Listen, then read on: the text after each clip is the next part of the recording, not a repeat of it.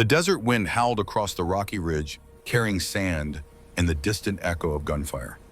Lieutenant Kira Ashford lay motionless on the cliff, for her body pressed against stone, still hot from the day's brutal sun. 1,100 yards below, 8 American SEALs knelt in the dirt, hands bound behind their backs execution style. Sweat mixed with dust caked her face. Her throat burned from 12 hours without water. Her primary rifle, the Barrett M82 that had served her through the entire mission, lay in pieces 300 yards back, its scope shattered by an enemy sniper's bullet. Now she held only her M4A1, a weapon never designed for shots at this distance. Through the rifle's scope, she watched a Houthi fighter raise his AK-47 to the back of Commander Garrett Morrison's head.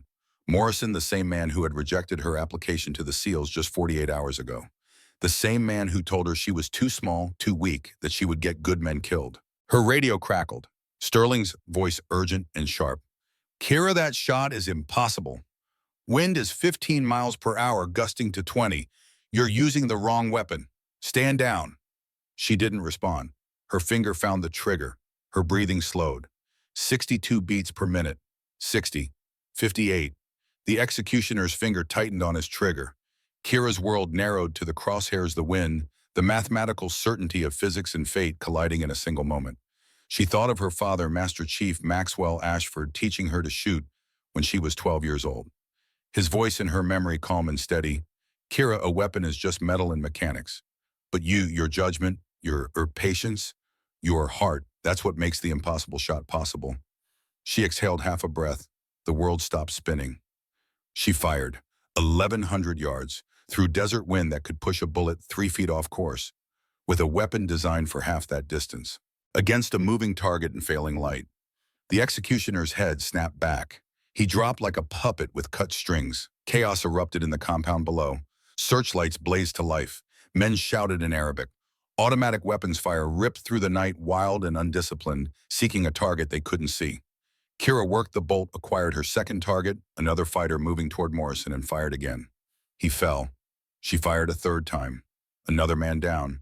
The fourth shot went wide as return fire smacked into the rocks around her position, forcing her to roll right away from the ledge. Her radio exploded with voices. Sterling, Dalton, Bryn, all shouting, all demanding she fall back, extracts, survive. She keyed her mic once. Just once. Her voice was steady, almost calm. "Mission isn't done. Morrison lives or I don't come home." Then she pulled the radio from her ear and moved into the darkness, hunting. 48 hours earlier, San Diego, California. The conference room at Naval Special Warfare Command smelled like coffee leather and decades of military tradition. 5 SEAL commanders sat behind a long table, their uniforms crisp, their faces weathered by sun and combat and time. Behind them, the flags of the American Navy, the SEAL Trident. To the side, framed photographs of naval warriors stretching back to Vietnam, to World War II, to legends who had earned their place in history through blood and sacrifice. Kira Ashford stood at attention in the center of the room. 27 years old, 5 foot 2 inches, 115 pounds. Her dress uniform was perfect ribbons earned through Army Ranger School expert marksmanship badges, the Combat Infantry Man Badge her father had received posthumously, and her mother had quietly pinned to her chest before she left for this interview. Commander Garrett Morrison sat in the center of the panel, 62 years old. Silver hair buzzed to stubble, eyes like chips of blue ice. A chest full of medals spanning 4 decades of service, Panama, Somalia, Afghanistan, Iraq. A man who had buried friends, who had led men through hell, who believed in the old ways with the conviction of someone who had survived when faith and tradition was all that stood between life and death. He held Kira's file like it was something fragile or explosive. "Lieutenant Ashford," his voice carried the roughness of 1,000 battlefield orders. "Your scores are exceptional. Top 5% at West Point. Ranger qualified. Perfect marks in marksmanship, a new record in fact. Shattered a 40-year-old standard set by..." He paused, looked down at the file. "Master Chief Maxwell Ashford." "My father, sir." Morrison's jaw tightened. Something flickered across his face, recognition, pain, memory. He closed the file with deliberate care. "Your father was one of the finest warriors I ever served with. A legend in the sniper community. His shot in Kandahar 1,600 yards through a sandstorm saved 32 Marines. They gave him the Silver Star posthumously when he died in 2012. "I know, sir. I was 13. The room fell silent.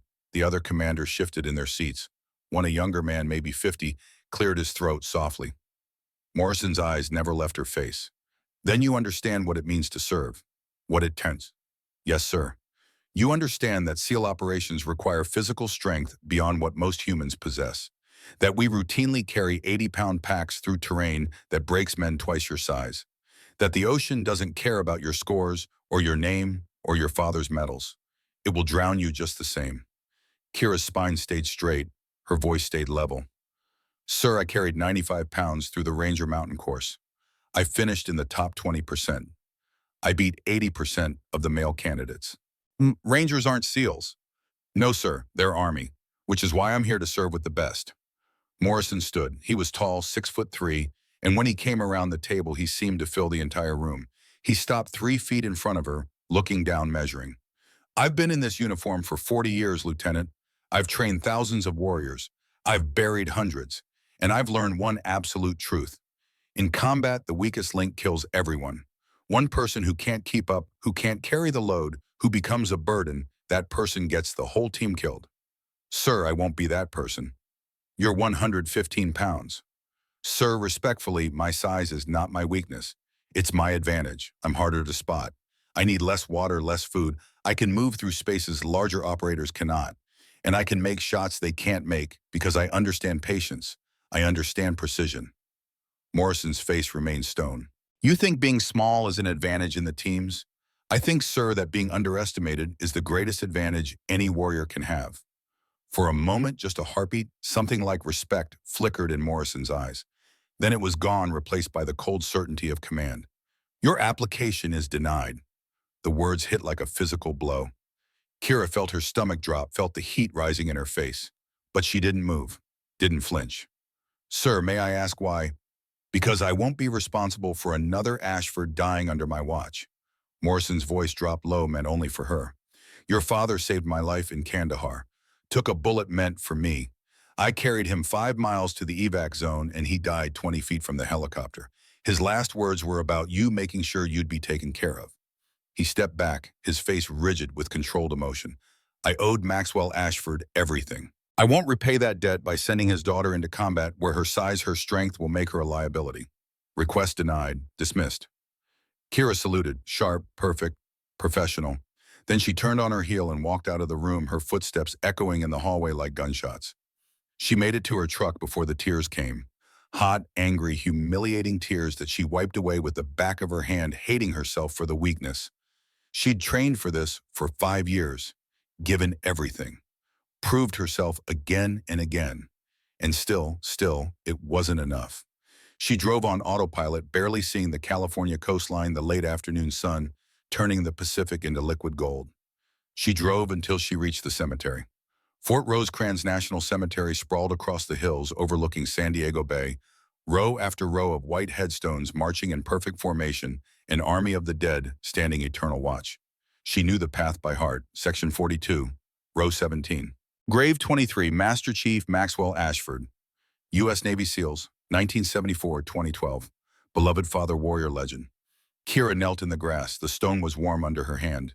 Fresh flowers lay at its base, white lilies, her father's favorite. Someone had been here recently. Someone who remembered. Hey, Dad? Her voice cracked. She cleared her throat, started again.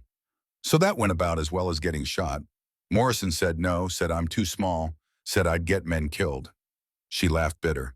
Said he wouldn't be responsible for another Ashford dying, like you dying was his fault somehow.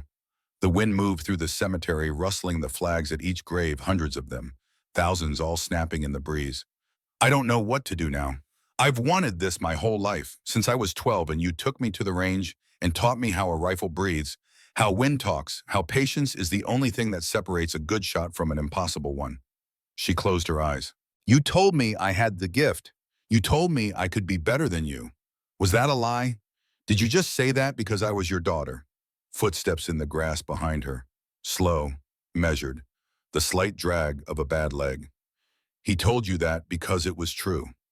Kira spun hand instinctively, going to her hip, where a weapon would be if she were armed. A man stood 20 feet away. Old, late 60s with silver hair swept back from a face carved by weather and war. He wore jeans and a plain shirt, but he carried himself like a soldier, like someone who had spent his life being ready for violence. You were at the grave before me, Kira said. Not a question. Every month for 12 years. He moved closer, limping slightly on his left leg. Your father was my student, my friend, the best natural shooter I ever trained. Who are you, Gitano? Colonel Wyatt Sterling, retired. I ran the Marine Scout Sniper program for 15 years. Trained your father when he was 23, young cocky, thought he knew everything. Sterling smiled a sad expression. Took me about 3 days to break him of that. Then I taught him how to really shoot. Kira stood slowly. I've heard stories. Dad talked about you, said you made an impossible shot in Somalia Black Hawk Down. Saved a dozen men. Lost 3 fingers making that shot. Sterling held up his left hand. The ring middle and index fingers were gone, leaving only thumb and pinky. RPG explosion. But I got the shooter before he could fire again. Sometimes the kit is worth the mission. They stood in silence, the wind moving between them, carrying the smell of ocean and cut grass and memory. Sterling turned to the grave. Maxwell told me about you, said you were special, said you saw things other people didn't, angles, trajectories, possibilities. Said you made your first 1,000-yard shot when you were 14. He looked at her. Was he right? 1,050 yards. Wind was 8 miles per hour from the northwest. Target was a watermelon on a fence post. Kira's voice was steady now, professional. I compensated for Coriolis effect, barometric pressure, and temperature differential. Dad said it was beginner's luck. Made me do it again, and again. I made it 7 times out of 10. Sterling nodded slowly. And Morrison rejected you today. How did you? Because Garrett Morrison is an old war dog who thinks the only way to honor the dead is to protect their children from following the same path. Sterling's voice carried no judgment, only understanding. He rejected you because he loved your father, because he blames himself for Maxwell's death, because he looks at you and sees the ghost of his best friend. That's not fair. War isn't fair, Lieutenant. It's just war. Kira felt the anger building again, hot and righteous. So what, I just give up, abandon everything I've worked for because Morrison has survivor's guilt? Sterling studied her for a long moment. Then he reached into his jacket and pulled out a small notebook, leather-worn pages yellow with age. He held it out. Maxwell gave me this the night before his last mission. Said if anything happened to him, I should give it to you when you were ready. Sterling's voice roughened. I think you're ready now. Kira took the notebook with trembling hands. She recognized her father's handwriting, immediately neat, precise, each letter, formed with the same care he brought to every shot. She opened to the last page.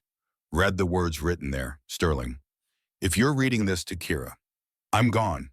Don't let her mourn too long. Don't let her quit. She has something I never had, the perfect combination of patience and fire. She sees the world in angles and equations, but she feels it in her heart. Train her. Push her harder than you pushed me. She can take it. She's stronger than she knows. And when she's ready, when she's proven herself beyond any doubt, tell her this: being a warrior isn't about size or strength. It's about the moment when everything is impossible and you make the shot anyway. She'll understand. Max Kira's vision blurred. She closed the notebook, carefully holding it against her chest like a lifeline. Sterling's voice was gentle now. Elite SEALs were captured 3 days ago in Yemen. Houthi rebels backed by Iran. The men are being held in an old Soviet compound in the mountains. Intelligence says they'll be executed in 72 hours, public executions broadcast on the internet to humiliate America. Why are you telling me this? Because the government won't authorize a rescue. Too politically sensitive, too risky. But there are people, private contractors, former military, who believe those men deserve a chance. Sterling's eyes locked onto hers. I'm putting together a team, small, precise. We go in dark extract, the hostages disappear before anyone knows we were there. And you want me? I need a sniper who can make impossible shots. Someone who understands that sometimes the mission isn't about strength, it's about being in the right place with the right skills at exactly the right moment. He paused. Someone who has something to prove. Kira looked at the grave, at the notebook in her hands, at the cemetery stretching out in all directions, thousands of warriors who had made their choice, who had said yes when the mission called. Who are the hostages? Sterling's face remained neutral. 8 SEALs from Team 3, led by Commander Garrett Morrison. The irony hit like a punch. The man who had rejected her, the man who didn't believe in her, the man who thought she would get people killed. When do we leave? 72 hours. Training starts tomorrow morning. Nevada Desert, I'll send you coordinates. Sterling turned to go, then stopped. One more thing, Lieutenant. This mission is illegal, unsanctioned. If we're caught, the government will disavow us. We'll be labeled mercenaries, criminals. You'll lose your military career, your pension, possibly your freedom. And if we succeed, then 8 good men come home alive. And you'll have answered the only question that matters, not whether you're good enough for the teams, but whether you're willing to risk everything for warriors who don't believe in you. Kira looked at her father's grave one last time. She thought about Morrison's words, about the rejection, about the anger that had burned in her chest all afternoon. Then she thought about 8 men kneeling in the dirt waiting for rescue, waiting for someone to care enough to come for them. Send me the coordinates, Colonel. I'll be there. Sterling nodded. He started to walk away, then paused. Your father would be proud, Kira, not because you're doing this, but because you understand why it matters. Then he was gone, limping through the rows of graves, a ghost among ghosts. Kira stayed a moment longer. She placed the notebook carefully in her jacket pocket over her heart. She stood at attention and saluted sharp, perfect, a daughter honoring her father's memory. Watch over me, Dad, she whispered. I'm going to make you proud. The wind answered, carrying the flags in a rippling wave of red, white, and blue. 60 hours later, Nevada Desert, the sun hammered down like a physical weight. 110 degrees, the kind of heat that made distance shimmer and turned the desert into a furnace. Kira stood at the edge of a shooting range carved into the mountainside, her gear laid out with military precision: Barrett M82 50 caliber rifle, 4A1 carbine, Sig Sauer P320 pistol, combat knife, tactical vest, communications equipment. Across from her, 3 other people waited. This was Sterling's team. This was her squad for the mission. Sterling himself stood off to the side, watching with the quiet intensity of a man who had spent his life evaluating warriors. Introductions, he said, his voice carried across the desert without effort. Quick and dirty. We don't have time for bonding. You need to know who has your back and what they bring to the fight. He pointed to a man standing near a vehicle, tall, muscular, dark hair, buzzed short, eyes hidden behind sunglasses. Sergeant Dalton Hayes, Delta Force for 8 years, breaching specialist, 217 confirmed operations. If it needs to explode, he makes it explode. If it needs to die quickly, he makes it die quietly. Dalton nodded once, didn't smile, didn't speak, just evaluated Kira with the cold assessment of someone who had seen too many people fail under pressure. Lieutenant Bryn Calloway. Sterling gestured to a woman near the medical supplies, early 30s, athletic build, strawberry blonde hair pulled back tight. Navy Corpsman. 3 tours in Iraq, 2 in Afghanistan. She's kept more men alive in worse conditions than you can imagine. Communications expert. If something goes wrong with your body or your radio, she fixes it. Bryn met Kira's eyes and gave a small nod. Professional, measuring, not hostile, but not welcoming either. And Lieutenant Kira Ashford. Sterling's voice carried weight now, introducing her to the others like she was something worth their attention. Army Ranger qualified, West Point graduate, holds the new record for long-range precision shooting, broke a 40-year standard set by her father, Master Chief Maxwell Ashford. Some of you might remember that name. Dalton's sunglasses came off, his eyes narrowed. Maxwell Ashford, the Kandahar shot, 1,600 yards through a sandstorm. He studied Kira more carefully now. That was your father. Yes. He was a legend, saved my unit in 2010. Made a shot that shouldn't have been possible, took out a sniper who had us pinned for 6 hours. Dalton's voice carried respect, but also doubt. But being his daughter doesn't mean you inherited his skill. No, Kira said quietly. It just means I had a better teacher. Dalton almost smiled. Almost. Sterling stepped forward. Here's the reality. We have 60 hours before we deploy. 60 hours to become a team, to learn each other's movements, to trust each other with our lives. That's not enough time. Not even close. But it's what we have. He pulled out a tactical map and spread it on the hood of a vehicle. Yemen's northern mountains marked with red circles and coordinates. The target compound is here. His finger tapped a valley surrounded by peaks. Old Soviet training facility from the 80s. Houthis have held it for 3 years. It's a fortress, 4 guard towers, reinforced walls, underground bunkers. Intelligence says 40 to 50 hostiles, well-armed, well-trained. Bryn leaned in. What's our insertion point? Halo jumped 20 miles out. We hike in, establish an overwatch position here. Sterling pointed to a ridge, 1,100 yards from the compound. Kira provides sniper support. Dalton and Bryn conduct the assault. I coordinate from Tactical Operations Center remote. Dalton's jaw tightened. 2 operators for an assault on a compound with 50 hostiles. The element is surprise, speed, precision. Sterling's eyes moved to Kira. And a sniper who can drop targets before they know we're there. I've worked with snipers, Dalton said. His voice wasn't hostile, just matter of fact. Good ones, great ones. And I've seen them miss under pressure, seen them hesitate, seen them freeze when real bullets start flying back at them. He looked at Kira. No offense, Lieutenant, but you look like you weigh about as much as my rifle. Can you handle combat stress? Kira met his eyes. Put me on the range. Let's find out. The shooting range stretched 800 yards into the desert. Targets at various distances, steel silhouettes, paper bullseyes, obstacles, and barriers, and creating a realistic combat environment. Heat waves shimmered across the sand, distorting distance, making accurate shooting a test of skill and mathematics. Sterling set the parameters. 800 yards, 5 targets. You have 30 seconds. Wind is gusting 8 to 12 miles per hour from the west. Temperature is 108 degrees. He looked at Dalton. You first. Dalton moved to the firing line without hesitation.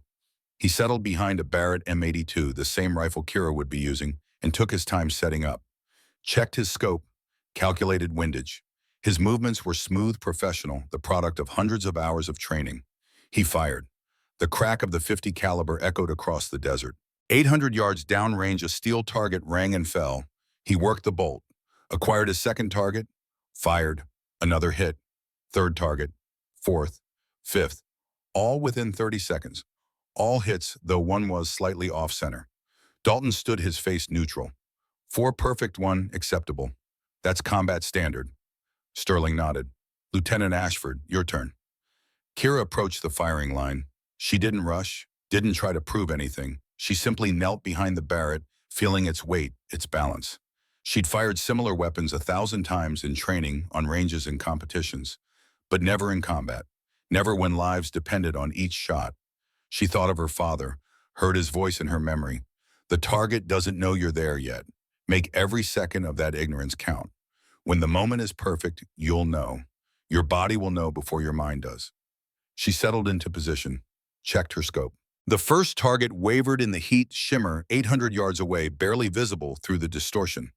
She calculated wind drift at this temperature, at this distance. An 8-mile-per-hour wind would push the bullet approximately 6 inches right.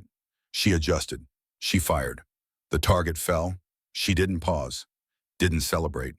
Just worked the bolt smooth, mechanical, and acquired target 2. Fired, hit. Target 3, fire, hit. Target 4, fire, hit. Target 5, the hardest one, partially obscured behind a barrier that simulated a hostage situation. She had to hit the target without touching the barrier. 6 inches of clearance at 800 yards. Through heat, shimmer, and wind. She exhaled slowly, adjusted her aim 2 degrees left, squeezed the trigger. The target fell. The barrier remained undamaged. 23 seconds. 5 perfect hits. Kira stood, her face calm, and stepped back from the firing line. Dalton stared at the targets, then at her, then back at the targets. How did you the 5th shot? That was physics, Kira said quietly, and patience. Sterling's voice carried approval. Again, both of you, 1,000 yards, moving targets. They shot again and again. At 1,000 yards, Kira matched Dalton's shot for shot. At 1,200 yards, the extreme edge of the Barrett's effective range, she pulled ahead. Her groups were tighter. Her timing was faster. Her adjustments were instinctive, based on feeling as much as calculation. By the time the sun began to sink toward the western mountains, painting the desert in shades of gold and crimson, Dalton's skepticism had shifted to something else. Not quite respect, not yet, but acknowledgement. Recognition that Kira Ashford was not a liability. He approached her as she cleaned her rifle, his face thoughtful. Your father really taught you all this. Starting when I was 12, he said most people try to force the rifle to do what they want. But the best shooters, they listen to the rifle. They become part of the weapon. They stop thinking and start feeling. That's not how they teach it in sniper school. My father didn't go to sniper school. He learned from Colonel Sterling, who learned from a Marine in Vietnam, who learned from someone in Korea. It's a tradition passed down from shooter to shooter, generation to generation. She looked up at him. It's not about the technique. It's about understanding that shooting is as much art as science. Dalton considered this. Then he extended his hand. I was wrong about you, Lieutenant. You're not a liability. Kira shook his hand. I'm not trying to prove I'm as good as you, Sergeant. I'm trying to prove I'm as good as my father. From what I've seen today, Dalton's voice was quiet, sincere. You already are. 24 hours before insertion, the briefing room was cooler than the desert outside, air-conditioned and filled with maps, satellite imagery, and the tools of modern warfare. Sterling stood at the head of a table, his face grave in the fluorescent light. Final intelligence update. He tapped a satellite photo. The hostages are being held here, underground bunker, beneath the main compound. 8 men, Commander Morrison and 7 others from SEAL Team 3. They've been held for 12 days, interrogated, beaten, but all still alive. Bryn leaned forward. What's the execution timeline? 48 hours from now. Public execution broadcast online. The Houthis want maximum propaganda value. American Special Forces killed on camera, proof that even our elite warriors can be defeated. Kira studied Morrison's face in the intelligence photo, older than when she'd seen him 3 days ago. Thinner, bruised, but his eyes still carried that same intensity, that same iron will. Who's the hostile commander? Dalton asked. Sterling pulled up another photo. A man in his 50s, lean and dangerous looking, with cold eyes and a battlefield bearing. Nasir al-Madani, former Yemeni Special Forces, trained by the Russians in Chechnya. He's not just a rebel leader, he's a military professional, counter-insurgency expert. And Sterling paused. He specializes in hunting snipers. The room went quiet. Explain, Kira said. Al-Madani has killed 7 Western snipers in the last 3 years. British, French, American. He studies their methods, uses counter-sniper teams, thermal imaging, coordinated sweeps. He knows every trick, every tactic. Sterling's eyes found Kira's. If you take a shot and miss, he'll find you, and he won't miss. Then I won't miss. Confidence is good, Lieutenant, but understand this isn't a training exercise. These men will be hunting you, and they're very, very good at it. Sterling spread out the tactical plan. Insertion is 0200 hours local time. Halo jump from 25,000 feet. We land here 20 miles from the target. 18-hour hike through mountain terrain, rough, steep, exposed. We reach the overwatch position by 2,000 hours the following night. Dalton traced the route. That's a lot of exposure time. If we're spotted, we won't be. Sterling's voice carried absolute certainty. We move at night, we stay off the roads. We become ghosts. He turned to Kira. You'll establish your position here. He pointed to a rocky outcrop on the satellite image. 1,100 yards from the compound. Elevated position, good sight lines, but also exposed. If they locate you, you'll have limited cover. I'll make it work. Your primary targets are the guard towers. 4 positions, 2 men each. You eliminate them silently using suppressed fire. Once the towers are clear, Dalton and Bryn move to the fence line. Then you provide overwatch. Any hostile that threatens the assault team, you drop them. Bryn looked at the compound. What about counter-sniper teams? Intelligence says Al-Madani has 4 dedicated snipers. Positions unknown. They'll be watching for exactly this kind of attack. Sterling's face was grim. Kira, you'll be their primary target. The moment you fire, they'll be hunting you. 4-on-1, man.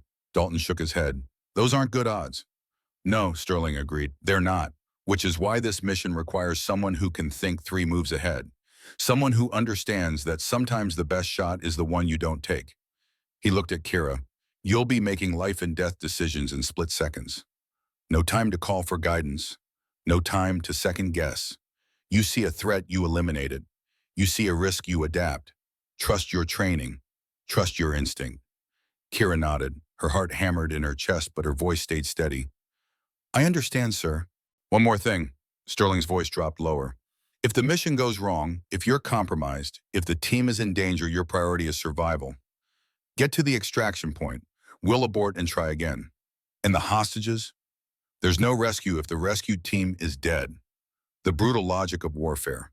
The cold calculation that sometimes saving 8 men meant sacrificing everything. Or saving nothing. Dalton spoke up. With respect, Colonel, if we're going in, we're bringing everyone out, all of us or none of us. That's not the mission. That's exactly the mission. Dalton's voice was hard. Those are SEALs down there, my brothers. We don't leave them behind. We don't abort because it gets hard. We go in, we extract them, we come home. That's the only option that matters. Bryn nodded her agreement. He's right, sir. We're either all in or we shouldn't go at all. Sterling looked at each of them in turn. Then his eyes found Kira's. Lieutenant, she thought of Morrison's face, his rejection, his words about her father. The weight of all that history, all that expectation, all that doubt. We bring them home, Colonel, whatever it takes. Sterling was silent for a long moment. Then he nodded, something like pride flickering across his weathered face. All right, then, let's make sure you're ready. Dalton Bryn, final equipment check. Kira, you're with me. One last lesson before we deploy. They walked out into the desert as the sun set, painting the sky in violent shades of orange and purple. The temperature had dropped to 90 degrees, almost pleasant by comparison to the day's heat. Sterling led Kira to a ridge overlooking the valley where a single target stood at 1,200 yards, the absolute limit of the Barrett's effective range. Your father made his legendary shot at 1,600 yards, Sterling said, through a sandstorm, wind gusting to 30 miles per hour, visibility less than 200 yards. He saved 32 Marines with that shot, killed an insurgent sniper who had them pinned down. I know the story. Do you know why it worked? Why that impossible shot succeeded when every calculation said it should fail? Kira shook her head. Sterling handed her the Barrett. Because Maxwell didn't trust the math. He trusted something deeper. He felt the shot. Understood that sometimes physics isn't enough, you need instinct. You need to see the bullet's path not with your eyes, but with your soul. That sounds like mysticism, Colonel. Call it whatever you want, but I've trained hundreds of snipers. The good ones follow the rules. The great ones know when to break them. He pointed at the target. Make the shot. Kira settled into position. 1,200 yards. No wind, rare in the desert, a gift. Temperature cooling. Perfect conditions as far as long-range shooting was concerned. She calculated the drop. At this distance, the bullet would fall nearly 30 feet from its initial trajectory. She adjusted her scope, compensating for gravity, for air resistance, for the slight curvature of the earth itself. She fired. The target remained standing. She'd missed, not by much, maybe 6 inches left, but a miss nonetheless. Sterling's voice was calm. Again. She adjusted. Fired. Another miss, this time 3 inches right. Stop thinking, Sterling said. Stop calculating. Just feel. Colonel, ballistics is math. I can't just... Your father couldn't explain it either. He'd run all the numbers, make all the adjustments, and then at the last second, right before he fired, he'd make this tiny correction. Barely visible, like the rifle itself was telling him what to do. Sterling knelt beside her. The mind calculates, but the body knows. Trust it. Kira closed her eyes, breathed deep, thought of her father's hands on her shoulders when she was 12, teaching her to shoot. His voice patient and certain. The target doesn't know you're there yet. Make every second of that ignorance count. When the moment is perfect, you'll know. Your body will know before your mind does. She opened her eyes, settled into the rifle, didn't look at her calculations, didn't second-guess her adjustments. She just aimed, breathed, and let her instinct guide the final tiny movement, barely a millimeter, just a whisper of correction. She fired. 1,200 yards away, the target fell. Sterling smiled, a rare expression on his weathered face. There it is. That's the gift. Your father had it. Now you have it. He stood, offered her a hand up. Tomorrow you'll need more than skill, more than training. You'll need that instinct. Because the mission will go wrong. Plans always do. And when chaos erupts, when everything is falling apart, that's when great warriors are born. They walked back toward the base in silence. Above them, stars began to appear, thousands of them, millions. The vast and indifferent universe watching their small human drama with eternal patience. Kira thought about Morrison, about her father, about the 8 men waiting in darknesses, hoping for rescue, about the impossible odds and the brutal reality of combat. She thought about the moment just hours away now, when she would have to prove that being small, being underestimated, being doubted had made her into exactly the warrior this mission needed. Colonel, she said quietly, what if I fail? Sterling stopped, looked at her with those ancient knowing eyes. Then you fail, and 8 good men die, and you live with that for the rest of your life. He paused. But failure isn't determined by the outcome, Lieutenant. It's determined by whether you gave everything you had, whether you fought until there was nothing left to fight with, whether you honored the warriors who came before you by being worthy of their legacy. And if I succeed, then you'll understand what your father understood, that being a warrior isn't about the medals or the glory or the recognition. It's about the moment when everything is impossible and you take the shot anyway. Because someone has to, because lives depend on it, because that's what warriors do. He started walking again. Over his shoulder, his voice carried back to her on the desert wind. Get some rest, Lieutenant. Tomorrow we go to war. Kira stood alone under the stars. She pulled out her father's notebook, the one Sterling had given her at the cemetery, and opened to that last page. Read his words again in the fading light. Being a warrior isn't about size or strength. It's about the moment when everything is impossible and you make the shot anyway. She closed the notebook, looked up at the stars, whispered into the darkness. I'm ready, Dad. Watch over me. Guide my hand. Help me bring them home. The wind answered with silence. Tomorrow she would deploy. Tomorrow 8 men's lives would depend on her skill, her judgment, her courage. Tomorrow Lieutenant Kira Ashford would discover whether she was truly her father's daughter, or whether Commander Morrison had been right all along. The transport aircraft shook with turbulence at 25,000 feet. In the cargo bay, 4 figures sat in darkness, breathing oxygen through masks, preparing for a jump that would begin the mission or end it before it started. The temperature at altitude was minus 40 degrees. Ice crystals formed on the metal wall, glittering in the red jump lights. Kira checked her equipment for the 20th time. Main chute, reserve chute, oxygen, and altimeter. Weapons secured to her body, the Barrett M82 in a hard case strapped to her back, the M4A1 across her chest, the Sig Sauer on her hip. 85 pounds of gear, more than half her body weight. Enough to kill her if the chute failed, or if she landed wrong, or if any of 1,000 variables went sideways. Through the oxygen mask, Sterling's voice crackled in her ear. He wasn't jumping with them at 67 with a bad leg. Halo insertion would probably kill him. He'd coordinate from the Tactical Operations Center, a mobile unit positioned 40 miles from the target, monitoring their communications and satellite feeds. 2 minutes to drop zone, weather is clear, winds at altitude 18 knots from the west. Ground winds estimated at 8 knots. Visibility excellent, full moon tonight, which helps navigation but increases detection risk. Dalton gave a thumbs up from across the bay. Even through his oxygen mask, his eyes were calm, professional. He'd done this hundreds of times. For him, jumping into enemy territory at night was just another Tuesday. Bryn checked her medical pack, her movements efficient and practiced. She'd told Kira during training that she'd made 17 combat jumps in her career. Lost count of how many men she'd saved. Never lost count of how many she couldn't. The loadmaster held up one finger. 1 minute. Kira's heart hammered against her ribs. Her first combat jump. Her first real mission. Everything she'd trained for, everything she'd sacrificed, everything she'd proven, it all came down to the next few hours. She thought of her father. Wondered if he'd felt this fear before his missions. Wondered if he'd ever doubted himself in the moments before violence erupted and choices became irrevocable. The rear ramp began to open. The roar of wind filled the cargo bay, a howling beast that wanted to pull them out into the void. Below, Yemen stretched out in shades of silver and black under the moonlight, mountains, valleys, the distant gleam of scattered villages. Somewhere down there, 8 Americans waited for rescue, or execution. The loadmaster pointed at Dalton. Go. Dalton moved to the ramp without hesitation. 1 second he was there, the next he was gone, swallowed by darkness and wind and the absolute certainty of gravity. Bryn followed. Then it was Kira's turn. She walked to the edge, looked down at 25,000 feet of nothing. Her training screamed at her to step back, to stay safe, to not jump into the abyss. But her father's voice was louder. Trust yourself, Kira. Trust your training. Trust that when you jump, you'll fly. She jumped. The wind hit like a physical blow, spinning her, tumbling her through space. For 3 seconds, she fell out of control, the world rotating in impossible directions. Then her training took over. She arched her back, spread her arms and legs, stabilized her position. The tumbling stopped. The fall became flight. 20,000 feet. 19, 18. She fell at 120 miles per hour, the wind screaming past her body, the ground rushing up to meet her. Through the darkness, she could see the others, Dalton's chute, not yet deployed, Bryn falling in perfect form.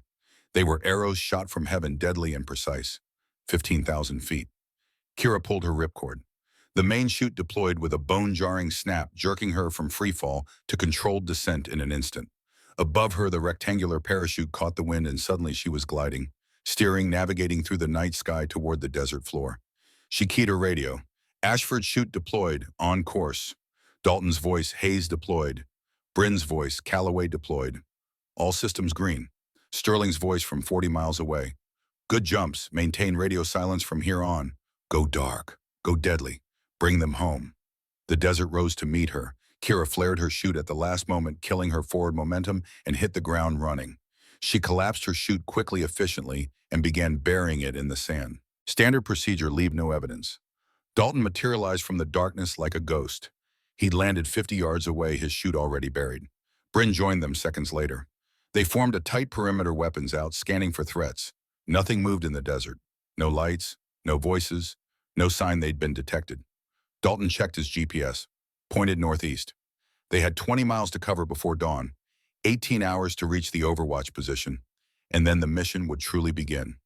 They moved into the darkness, three shadows crossing a landscape of stone and sand and ancient violence. Hour 14, 1600 hours. The hike was brutal, not because of the distance — 20 miles was nothing for soldiers of their caliber — but because of the terrain. Yemen's northern mountains were a maze of steep climbs, loose scree, and exposed ridgelines where a single misstep could send you tumbling hundreds of feet. They moved during daylight only when absolutely necessary, hiding during the hottest hours when aircraft or drones might spot them. Kira's body screamed in protest. The 85-pound pack dug into her shoulders, her hips, her lower back. Her legs burned from the constant climbing. Her mouth was dry, despite regular water breaks. The heat was oppressive, 115 degrees, in the shade except there was no shade. But she never asked to rest, never complained, never showed weakness. Dalton watched her with growing respect. He'd expected her to slow them down, to need extra breaks, to struggle with the weight and the heat and the brutal reality of infiltration. Instead, she kept pace. When they climbed, she climbed. When they ran, she ran. When they stopped, she immediately began scanning their perimeter, weapon ready, eyes alert.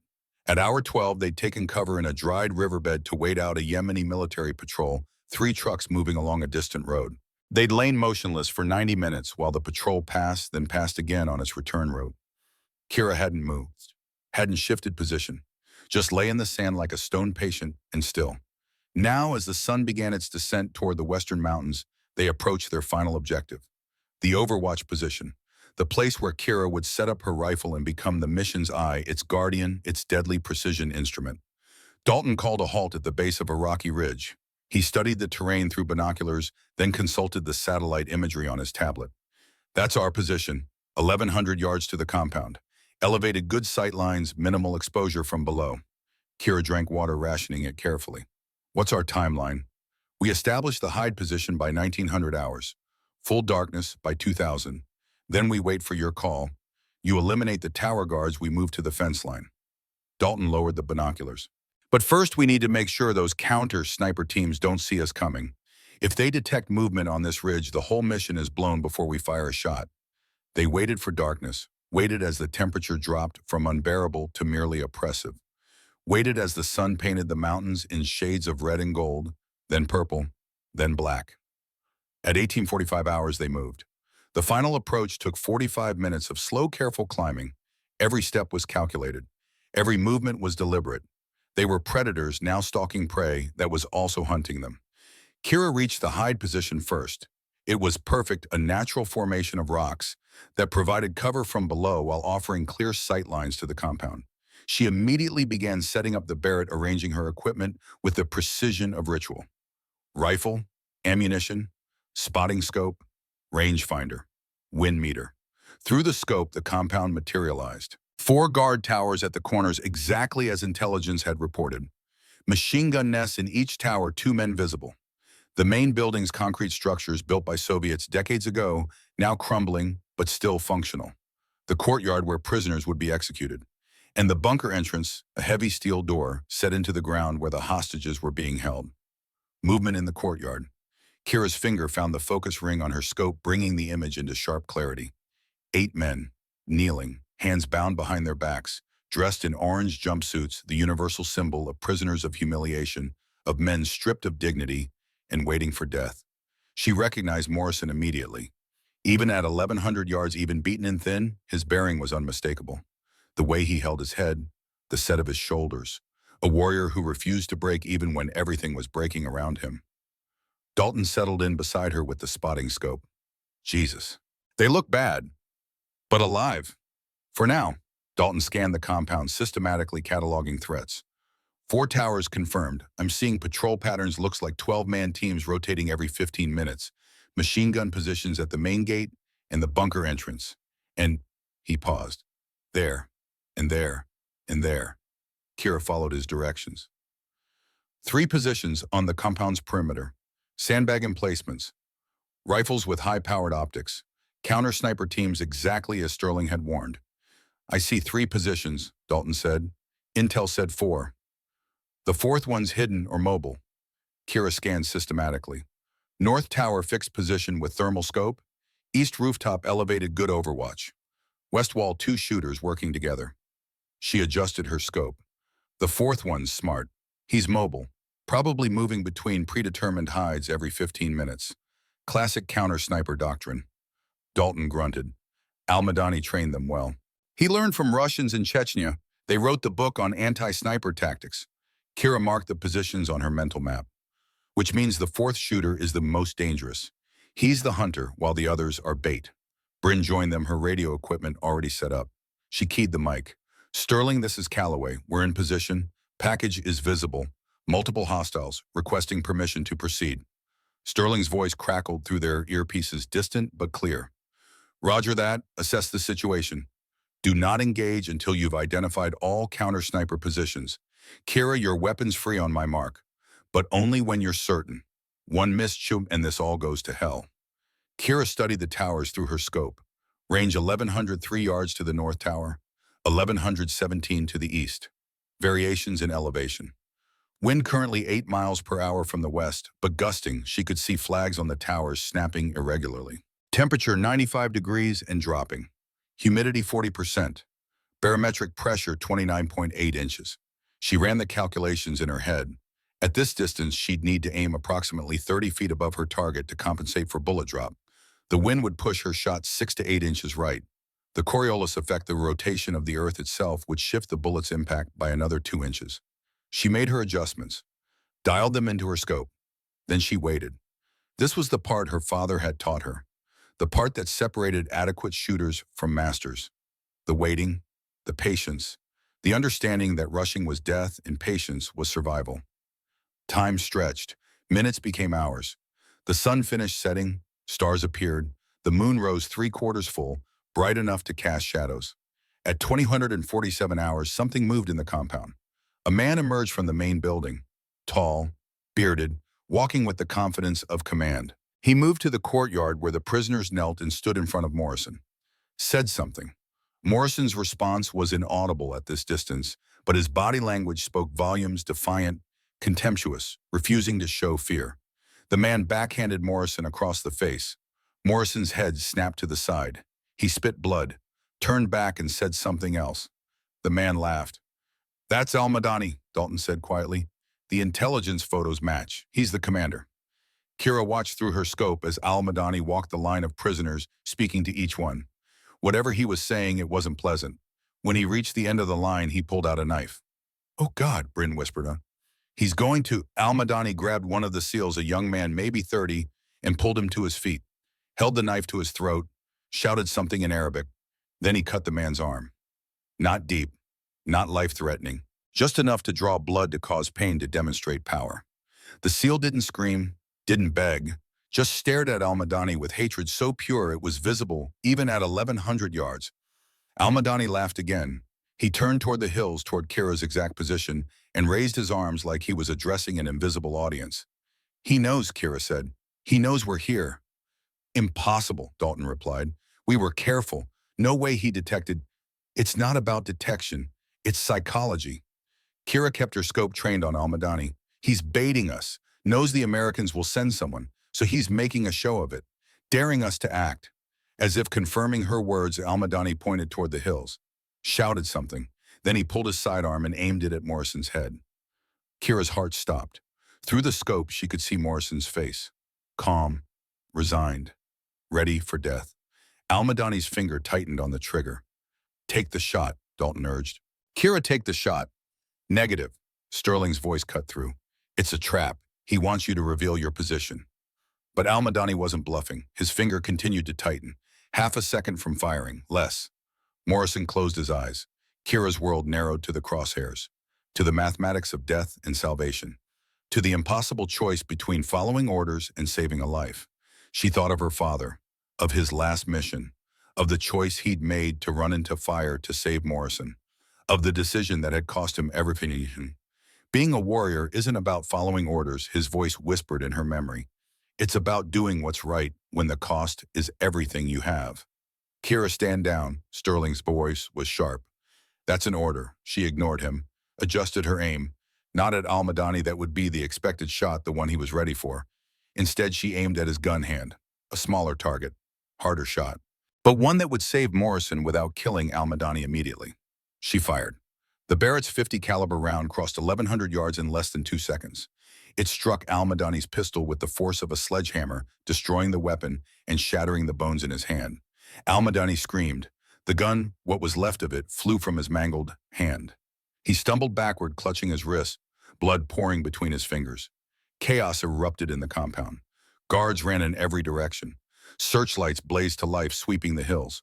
Automatic weapons fire ripped through the night, wild and undirected, seeking a target they couldn't see. Dalton grabbed Kira's shoulder. What the hell did you just do? Saved Morrison's life. She worked the bolt, chambering a new round. Now we finish this. The plan was to wait, to eliminate tower guards silently. You just announced our presence to every hostile in the valley. Plans change, adapt or die. Sterling's voice was ice. Akira, you just compromised the entire mesh and pull back, extract now. That's a direct order. Through her scope, Kira saw guards dragging the prisoners toward the bunker. Saw Morrison fighting them despite his bound hands. Saw 2 guards raise their rifles, preparing to execute the prisoners before they could be rescued. She made her decision. Negative, Sterling. We're committed. I'm engaging. She aimed at the first guard. Fired. He dropped. Aimed at the second. Fired. He fell. The compound exploded into even greater chaos. But now the guards had a direction. Now they knew where the shots were coming from. And now the counter-snipers went to work. The first bullet hit the rock 6 inches from Kira's head, spraying her with stone fragments. The second hit the ground to her left. The third went high, a ranging shot, the sniper walking his fire toward her position. They've got us zeroed, Dalton shouted. We need to move.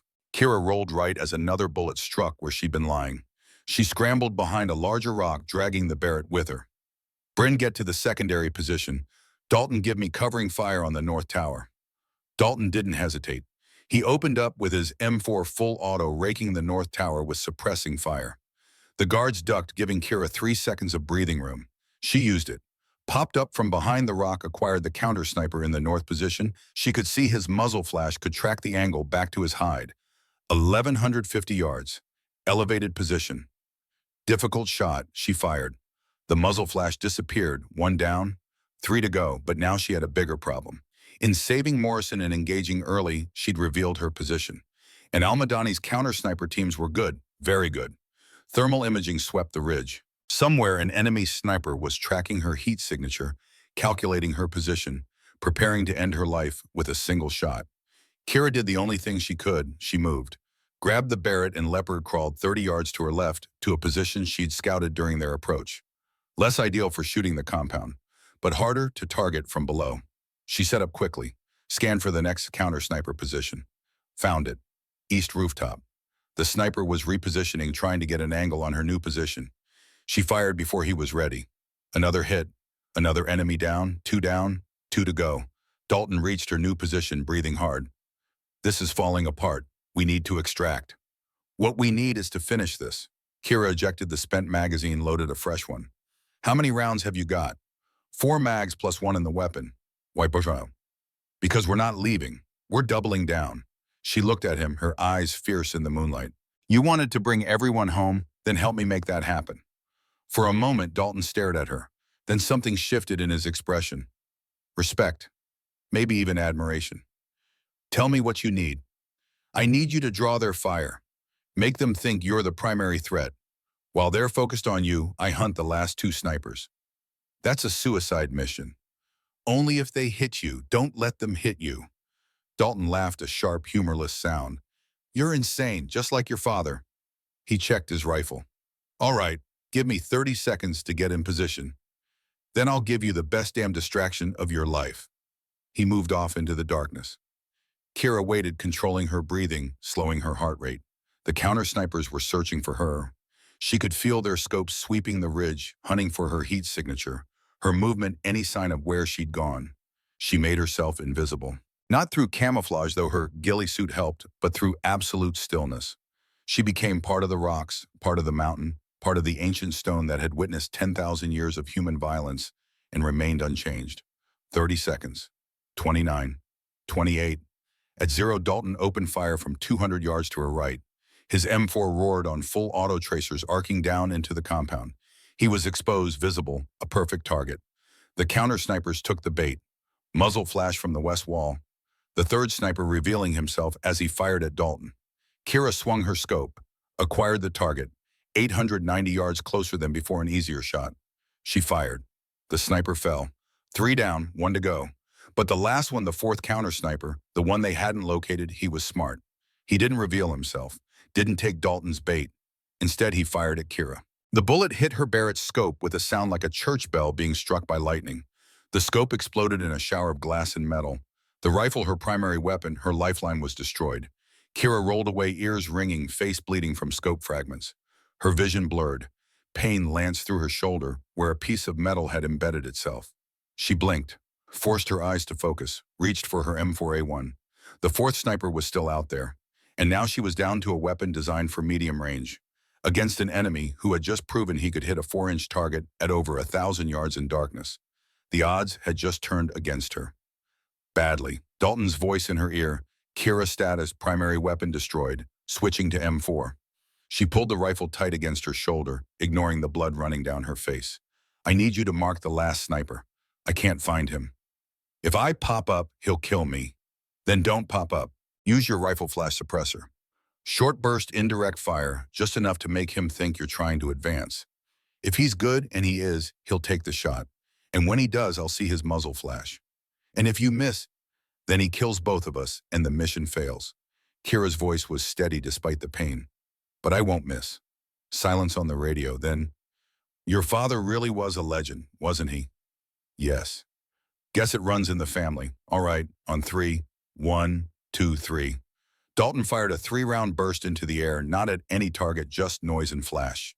Professional shooters would recognize it as suppressing fire as movement preparation. The fourth sniper recognized it and took the shot.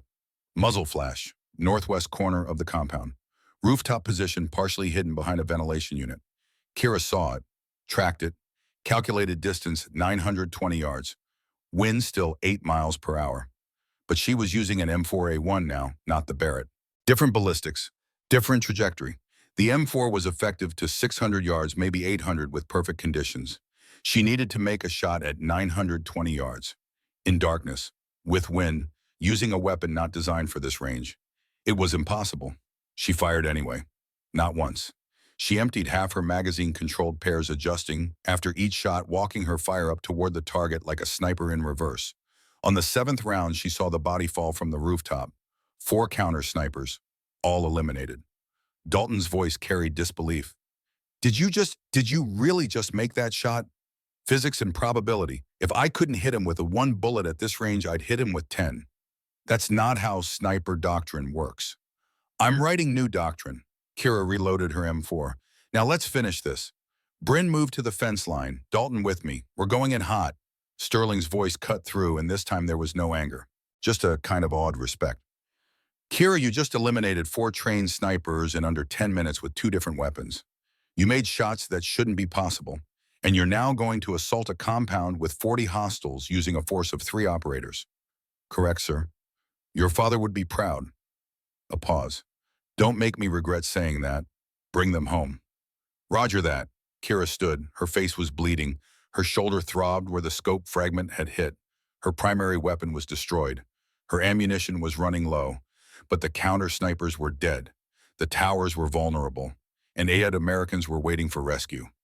She looked at Dalton, at Bryn moving through the darkness toward the compound fence, at the chaos below where guards ran in confusion, where searchlights swept blindly, where Morrison and 7 other SEALs were being dragged back toward the execution yard. This was the moment, the point where planning ended and instinct began, where training became action, where doubt became certainty. Let's go get our boys, she said. And then Lieutenant Kira Ashford, daughter of Maxwell's student, of Sterling, doubted by Morrison, rejected by the system, ran down the mountainside toward a compound full of enemies with nothing but an M4A1 40 rounds of ammunition and the absolute conviction that sometimes impossible shots were the only shots worth taking. The assault had begun, and this time there would be no retreat. The compound, 14 hours. Dalton reached the fence line first.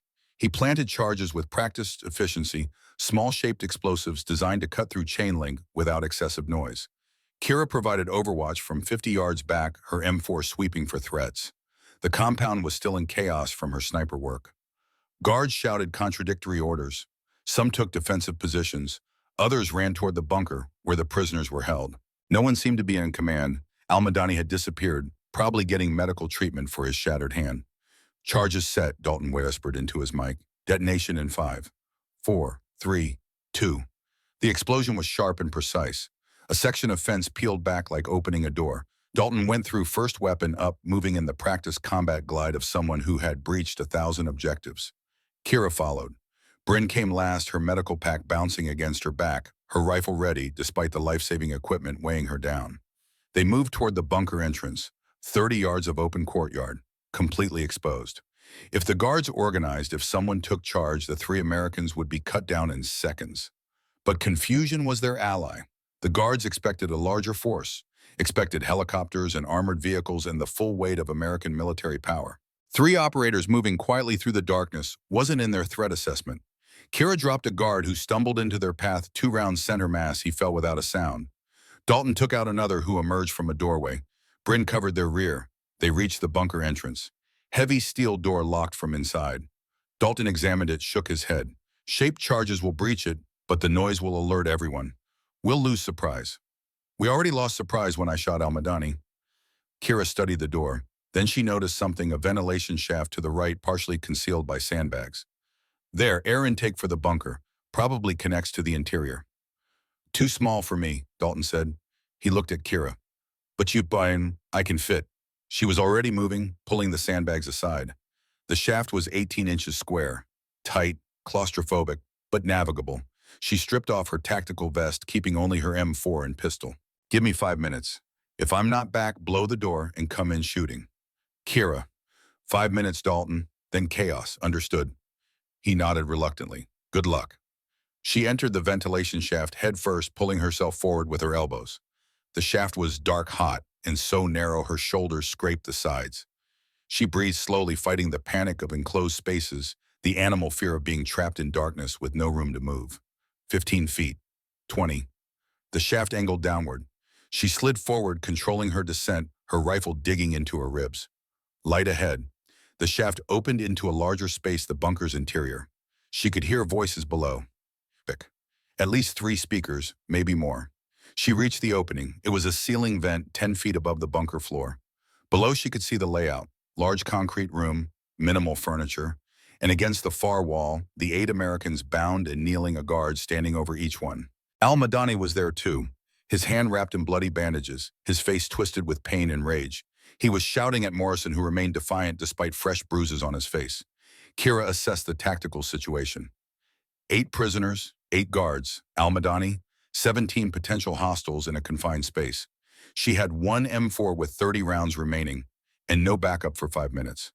The mathematics were brutal, but possible. She waited for the right moment, waited as Al-Madani's rage built, waited as he pulled out his pistol with his good hand and pressed it against Morrison's temple. You Americans think you're invincible, Al-Madani said in heavily accented English. Think you can invade our lands, kill our people, and face no consequences. Tonight you learn. Tonight the world watches your commander die. Morrison's voice was steady. The only thing the world will learn is that you're a coward who hides behind hostages. Al-Madani's finger tightened on the trigger. Kira dropped from the ceiling vent. She fell 10 feet, landed in a combat roll, came up with her M4 already firing. The element of surprise bought her 3 seconds in eternity in close quarters combat. Guard 1, 2 rounds, center mass down. Guard 2, 2 rounds, chest eliminated. Guard 3 turning toward her, too slow, 2 rounds, throat and head dead before he hit the ground. Al-Madani spun his pistol, tracking toward her. Kira fired first, hit him in the shoulder, knocking him backward. His pistol clattered away. Guards 4 and 5 fired at her. She dove behind a concrete pillar.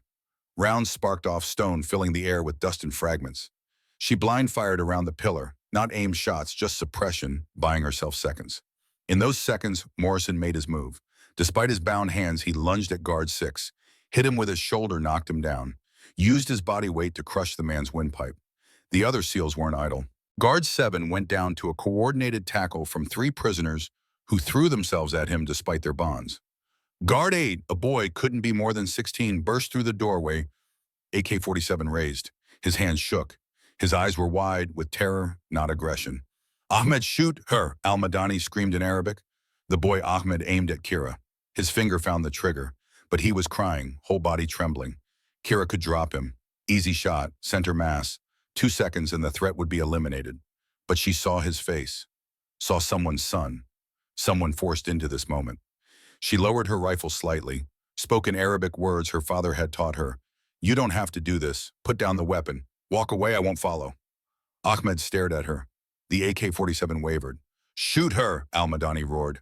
Ahmed looked at his uncle, at Kira, at the Americans, at the gun in his hands. Then he dropped the rifle and ran. Al-Madani screamed in rage. "Coward traitor." Morrison's voice hoarse but strong. "That boy might live to be better than us, because of you, Lieutenant." Silence, broken only by heavy breathing and the ringing of gunfire echoes. Kira moved to Morrison, her knife already out, cutting his bonds. "Commander, are you hurt?" Morrison stared at her, recognition dawning in his eyes. "Ashford, Lieutenant Kira Ashford." "Yes, sir." "You came." His voice carried wonder, disbelief. "After I rejected you, after I told you, 'You can thank me later, sir. Right now we need to move.'" She cut the bonds of the next SEAL, then the next, moving efficiently down the line. "Can you fight?" Morrison flexed his freed hands, testing his mobility. "Give me a weapon. I'll show you." Kira handed him her Sig Sauer, gave her combat knife to another SEAL. The others armed themselves with weapons from the dead guards. In seconds, the prisoners had transformed from helpless hostages to armed warriors. The bunker door exploded inward. Dalton and Bryn charged through, weapons ready, then stopped when they saw the situation already resolved. Dalton looked at Kira, at the dead guards, at the freed SEALs. Did you really just talk later? Move now." Kira reloaded her M4. "Sterling, this is Ashford. Package is secure. 8 souls, all mobile, requesting immediate extraction." Sterling's voice carried relief and pride. "Roger that. Extraction bird is 12 minutes out. Get to the LZ and Kira." That was one hell of a performance. They moved as a unit, now 11 operators armed and motivated. Exited the bunker into a compound, still reeling from the sudden assault. Guards were beginning to organize, to understand what had happened. Automatic weapons fire erupted from multiple positions. Kira took point, using her M4 with brutal efficiency. She'd moved beyond thinking, beyond calculating. She operated on pure instinct. Now see threat, eliminate threat, advance, repeat. A technical mounted with a heavy machine gun roared to life near the gate. The gunner swung the weapon toward the escaping Americans. Kira couldn't penetrate the vehicle's armor with her M4, couldn't kill the gunner from this angle, but she could see the fuel tank exposed, vulnerable, 50 yards away. She fired. 3 rounds. 2 missed. The third hit the tank. Nothing happened for half a heartbeat. Then the technical exploded in a fireball that lit up the compound like daylight. The gunner's screams were mercifully brief.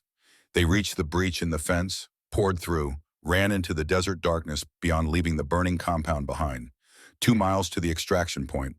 Morrison ran beside Kira, his face drawn with pain but his stride steady. "How many operators came for us?" 3, sir. Me, Sergeant Hayes, Lieutenant Calloway." 3. Morrison's voice carried disbelief. 3 operators assaulted a compound with 40 hostiles." "Yes, sir." "Well, that's insane." "Yes, sir, it was." They ran. Behind them, sirens wailed. Vehicles started. Pursuit would come, but the Americans had surprise darkness and 2 miles of rough terrain as advantages. At 1.5 miles, Kira's radio crackled.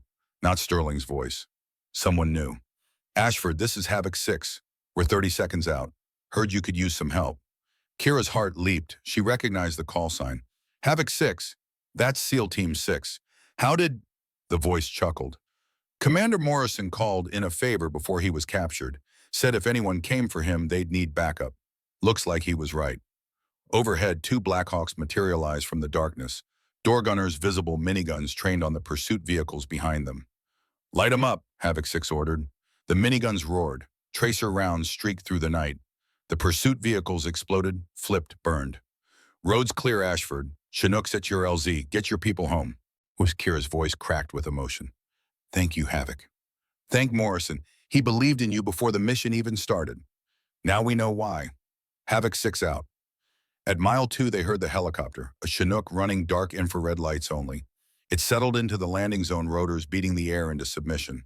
They ran up the ramp, collapsed inside. The helicopter lifted off before the ramp even fully closed, banking hard away from the compound, away from the pursuit vehicles now visible as lights in the distance. Kira sat with her back against the bulkhead, her M4 across her lap, her face still bleeding from the destroyed scope. Her shoulder throbbed. Her body shook with adrenaline crash. Morrison sat beside her. For a long moment, neither spoke. Then Morrison extended his hand. Thank you, he said simply, for not giving up on us. Kira shook his hand. Warriors don't leave warriors behind, sir. My father taught me that. Morrison's eyes glistened. He nodded, unable to speak. Then he stood and addressed the other SEALs. Listen up. This woman, Lieutenant Kira Ashford, just pulled off one of the most audacious rescues in SEAL history. 3 operators, 40 hostiles, 4 enemy snipers eliminated, compound breached, all hostages recovered, 0 friendly casualties. I want every one of you to remember this moment. Remember that size doesn't matter. Gender doesn't matter. What matters is heart, courage, and the absolute refusal to quit. The SEALs, battered, exhausted, freed from certain death, gave a ragged cheer.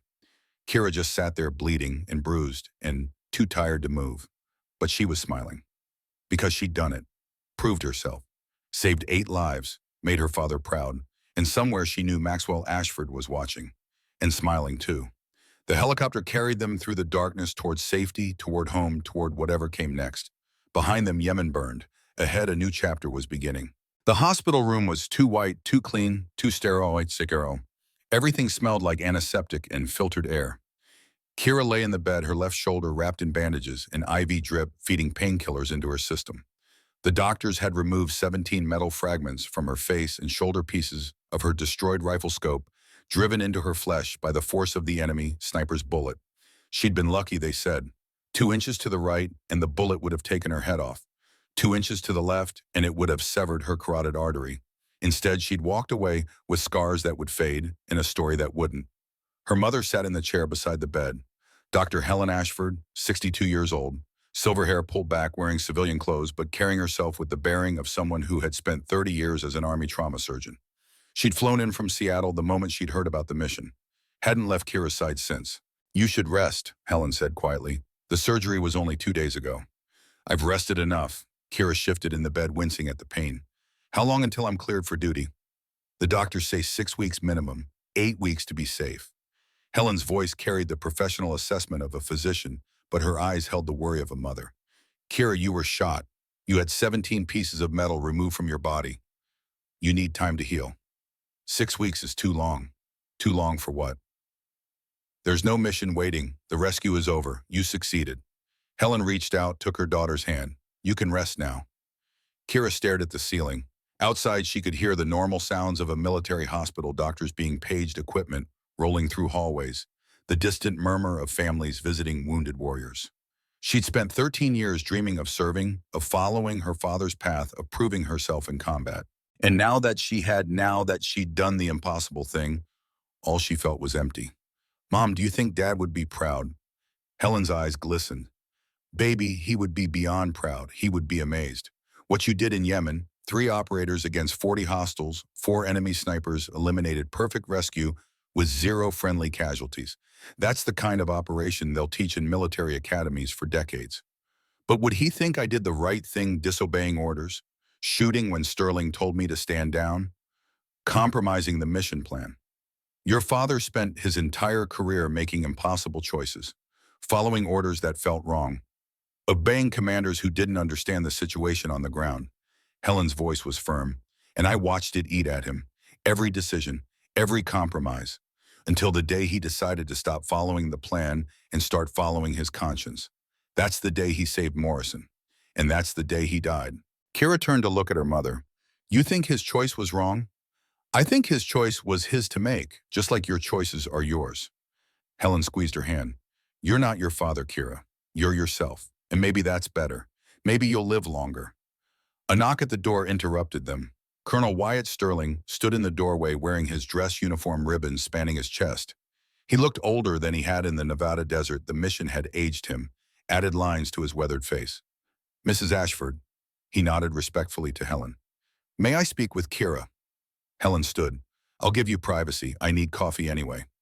She kissed Kira's forehead. Don't let him recruit you for anything while you're on painkillers. Sterling waited until Helen left, then pulled the chair closer to the bed. For a long moment, he just studied Kira's bandaged face. You look like hell, Lieutenant. Thank you, sir. You're too kind. Sterling almost smiled. Morrison visited yesterday. Did you know that? No, sir, I was unconscious. He sat in that chair for 3 hours. Didn't say a word. Just sat there watching you breathe. Sterling's voice softened. I've known Garrett Morrison for 40 years. Served with him in Panama, Somalia, Afghanistan. Never seen him cry. Until yesterday. Kira said nothing. He blames himself for your father's death. Always has. Maxwell ran into enemy fire to save him. Took 3 bullets, died before the medevac arrived. Morrison carried that guilt for 12 years.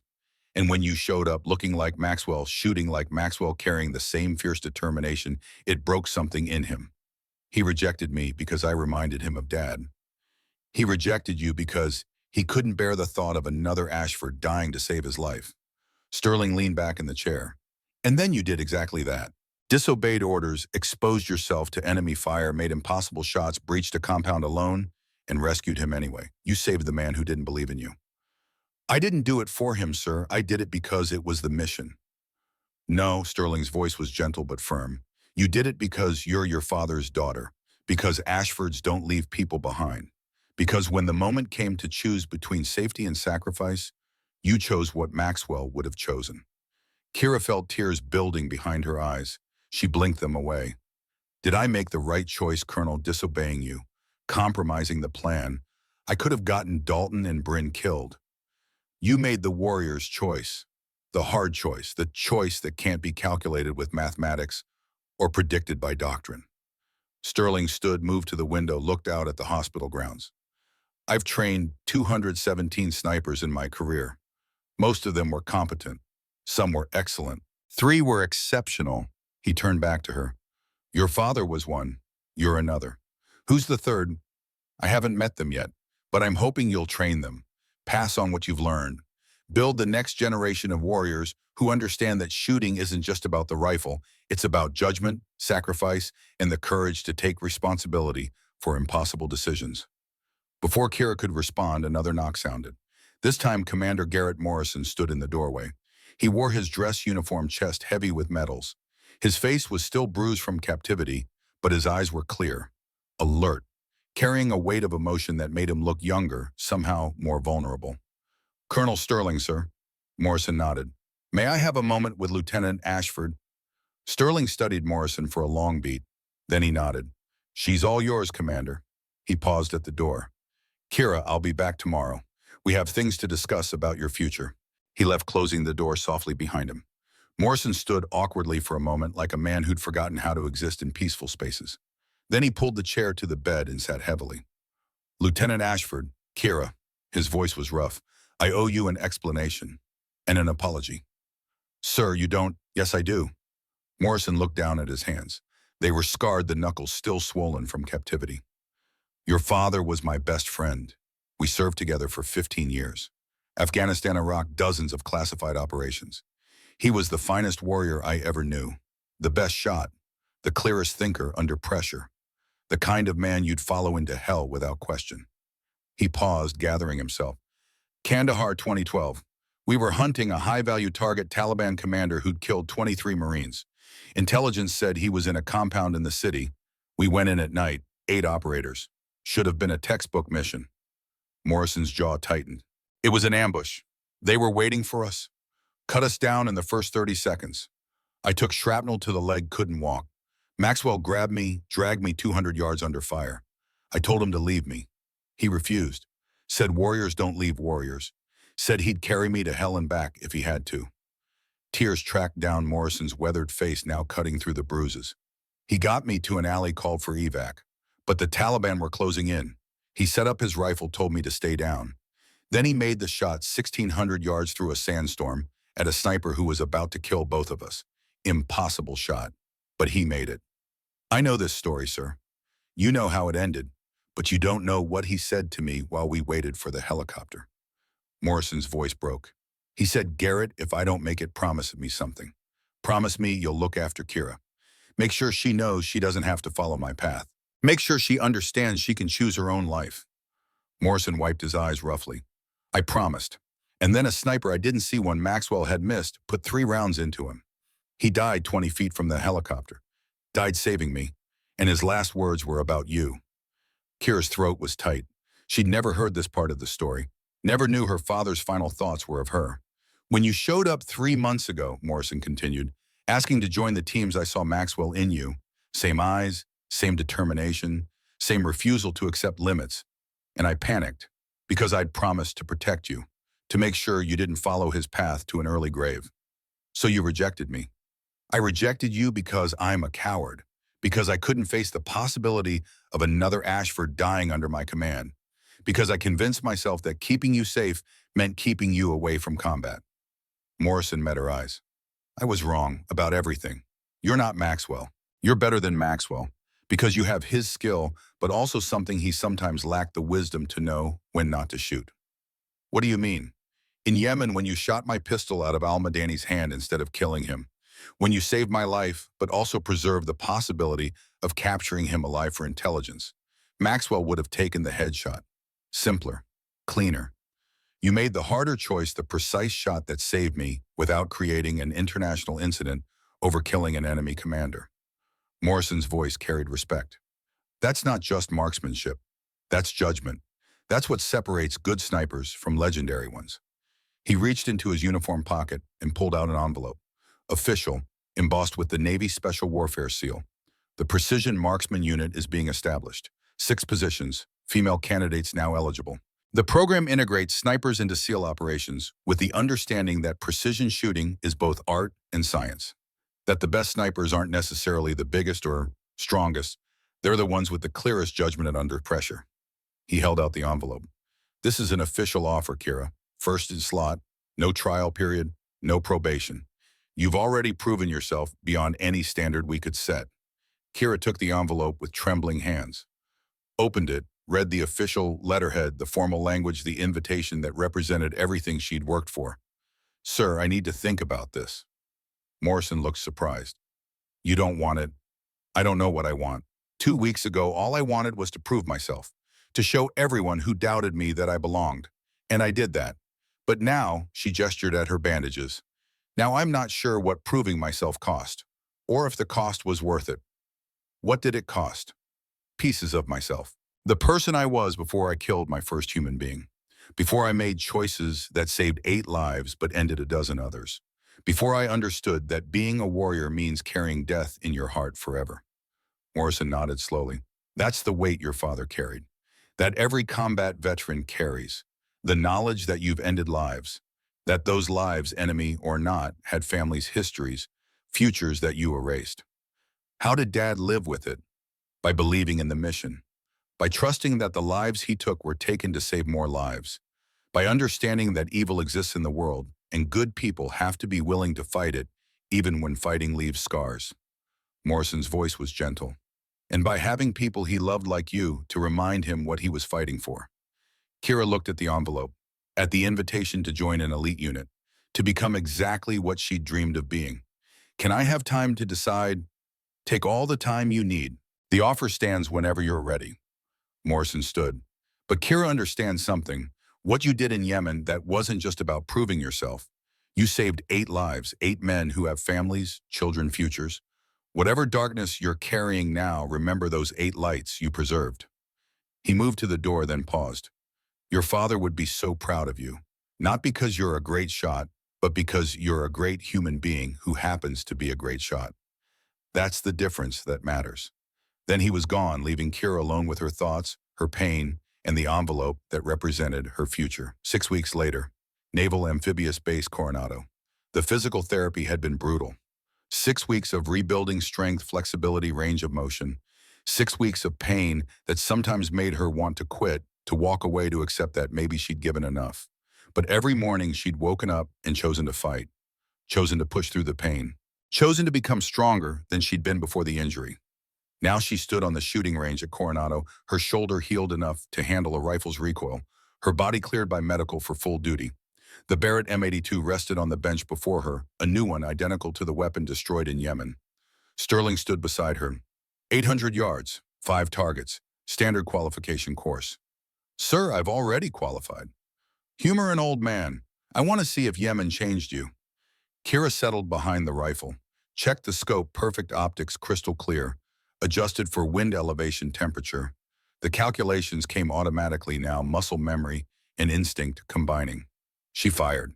Target 1 fell, target 2, target 3, 4, fibref. 5 shots, few hits, 23 seconds. Sterling nodded. You haven't lost a step. If anything, you're faster. Combat does that, sir, makes you efficient. Or it breaks you. Sterling's eyes were serious. Some warriors come back from their first real operation changed. Hesitant, second-guessing. They've seen what their skills can do, and it haunts them. Are you haunted, Kira? She thought about the question. About the men she'd killed in Yemen. About Al-Madani's screams when she'd destroyed his hand. About the faces she saw sometimes when she closed her eyes at night. Yes, sir, I'm haunted, but I'm not broken. Good, because I need you whole. The Precision Marksman Unit starts training in 2 months. 6 candidates. You're the only one with combat experience. The others are coming in with qualifications but no real-world application. They need someone who's been tested, someone who can teach them not just how to shoot, but how to live with what shooting means. Sir, I'm 27 years old. I've been in 1 combat operation. I'm not qualified to teach. You're more qualified than anyone else I know under the age of 60. Sterling's voice was firm. You've proven you can make impossible shots under impossible conditions. You've proven you can lead when plans fall apart. You've proven you have the judgment to save lives instead of just taking them. That's what the PMU needs, not just shooters, but warriors who understand the weight of the rifle. He pulled out a folder, handed it to her. The other 5 candidates, read their files. In 2 months, you'll be training alongside them. And I'm betting by the end of the program, they'll be learning more from you than from me. Kira opened the folder. 5 faces, 5 backgrounds, names she didn't recognize but would soon know intimately. Sir, what if I fail? What if I'm not good enough to help them? Sterling smiled. Your father asked me the same question when I started training him. You know what I told him? No, sir. I told him that the best teachers are the ones who doubt themselves, because doubt means you're thinking, questioning, refusing to accept easy answers. Arrogance makes you rigid. Doubt makes you flexible. And flexibility is what keeps you alive. He gestured at the rifle. Now shoot again, 1,200 yards this time. Show me you remember what I taught you. She shot at 1,200 yards, at 1,300, at 1,400, the absolute edge of the Barrett's capability. Each shot was a meditation, a conversation between her and the rifle, between her and the wind, between her and the ghost of her father, watching from whatever place warriors go when they die. By the time the sun began to set, painting the California coast in shades of gold and crimson, she'd fired 200 rounds. Her shoulder ached, her eyes strained from hours behind the scope. But every shot had found its mark. Sterling watched her clean the rifle with the careful attention her father had taught her. You've made your decision, haven't you? Yes, sir. And I'm in. I'll join the PMU. I'll train the next class. I'll pass on what Dad taught me, what you taught me, what Yemen taught me. She looked up at him. But on one condition. Name it. I want to establish a scholarship, in my father's name, for female candidates who want to join special operations but face financial barriers. I want to make sure the next generation has opportunities we didn't.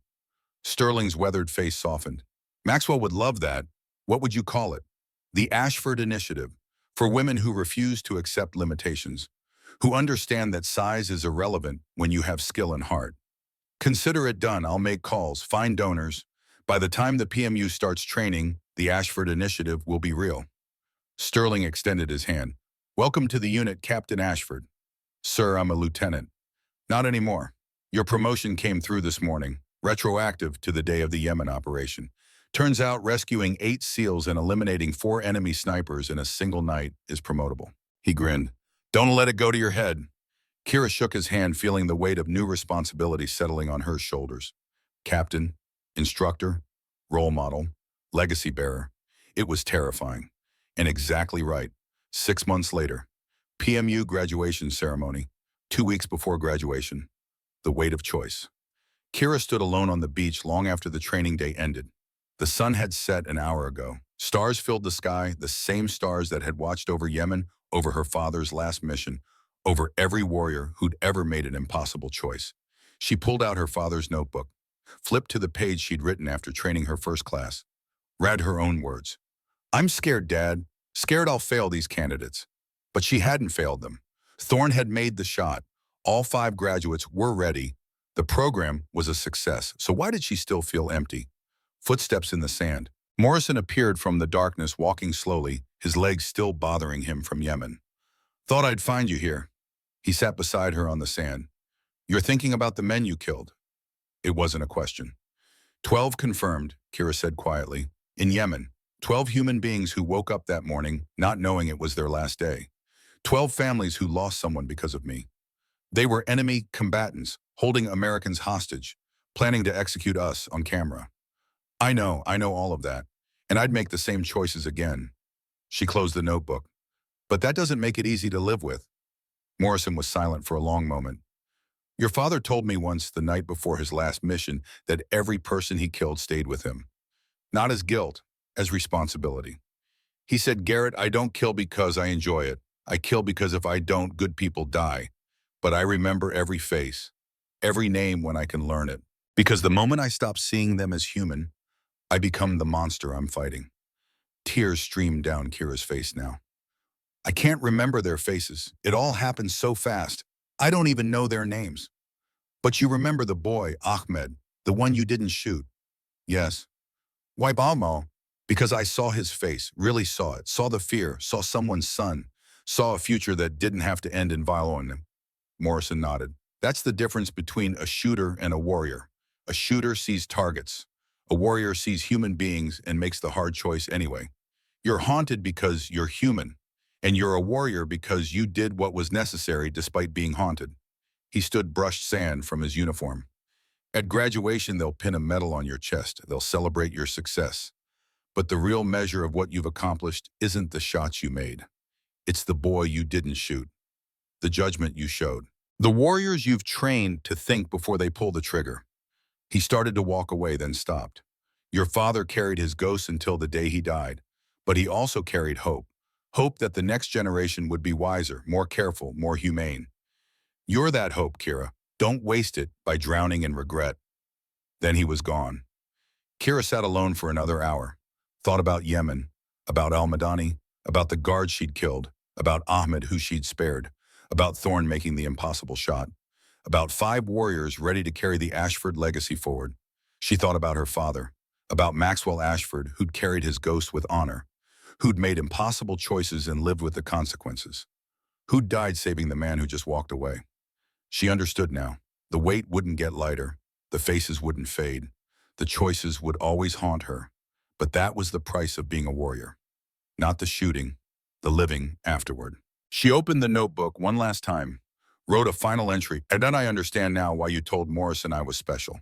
Not because I can shoot, but because I understand that every shot has consequences that last forever. I've killed 12 people, saved 8, spared 1 boy who might grow up to choose peace. I'm haunted, I'm scared, I'm uncertain, but I'm also proud. Proud of what we've built, proud of the warriors carrying your legacy forward, proud that I chose judgment over easy violence. You once said the moment I stop seeing them as human, I become the monster I'm fighting. I see them, Dad. All of them. The ones I killed and the ones I saved. And I'll carry them all the way you carried yours. With honor. With regret. With the hope that someday warriors like me won't be needed anymore. But until that day comes, I'll do what you taught me. I'll make the hard choices. I'll pull the trigger when I must. And I'll remember every face. Because that's what Ashfords do. Your daughter forever changed but not broken, Kira." She closed the notebook, stood, looked out at the ocean one last time. Tomorrow graduation, tomorrow celebration, tomorrow the future. But tonight she mourned, for the men she'd killed, for the innocence she'd lost, for the weight she'd carry forever. And she made peace with it, because being her father's daughter meant carrying light into dark places, even when the darkness lived inside her too. The ceremony was held on the Coronado Beach at sunset. 200 guests, military personnel, families, dignitaries. The 5 PMU graduates stood in dress uniform, their faces weathered by 6 months of brutal training, their eyes carrying the calm certainty of warriors who'd been tested and proven. Sterling stood at the podium. Ladies and gentlemen, we gather today to celebrate the first graduating class of the Precision Marksman Unit. These 5 warriors represent the future of precision warfare operators who combine extraordinary marksmanship with sound judgment, who understand that the most important decision is often choosing not to shoot. He called each graduate forward, presented them with their PMU insignia, a modified trident with a crosshair at its center, symbolizing the marriage of SEAL tradition and sniper precision. Lieutenant Thorne Beckett, Sergeant Bryn Calloway, Lieutenant Vaughn Mercer, Corporal Sloan Hartley, Sergeant Rowan Cross. When all 5 had received their insignia, Sterling spoke again. This program exists because one warrior proved that size, gender, and conventional wisdom are irrelevant when faced with skill, courage, and judgment. Captain Kira Ashford, please join me. Kira walked to the podium. In the audience, she saw her mother, tears streaming down her face. Saw Morrison standing at attention, pride evident in his bearing. Saw Dalton and Bryn from the Yemen team smiling. Sterling held up a medal, the Maxwell Ashford Distinguished Service Award, established to honor snipers who demonstrate exceptional marksmanship, sound judgment, and unwavering commitment to protecting innocent life. The first recipient is the woman who established this award and embodies its principles, Captain Kira Ashford. He pinned the medal to her uniform. The audience erupted in applause. Morrison approached carrying a long case. He opened it, revealing a rifle. But not just any rifle, a custom M40A3 perfectly maintained with specific modifications that Kira recognized immediately. "This belonged to your father," Morrison said, his voice thick with emotion. "I've kept it for 12 years, waiting for someone worthy to carry it forward. I believe that person is you."